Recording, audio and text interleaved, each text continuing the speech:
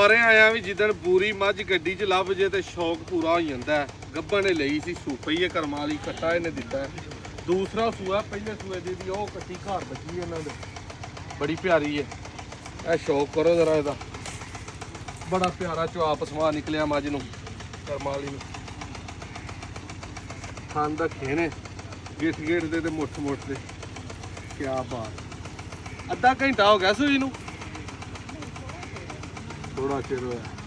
ਮੱਝ ਦਾ ਜਰਾ ਸ਼ੌਕ ਕਰਾ, ਇੱਧਰ ਲਿਆ ਮੂੰਹ ਵਿਖਾ।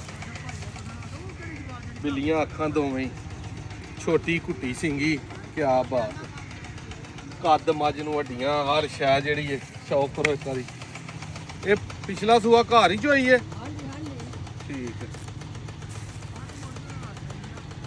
ਬੜਾ ਸੋਹਣਾ ਕਰਮਾਂ ਵਾਲੀ ਤੇ ਇਹ ਪੱਠਿਆਂ ਤੇ ਕਰਮਾਂ ਵਾਲੀ ਦੀ ਸਾਂਭ ਹੋਈ ਜੇ।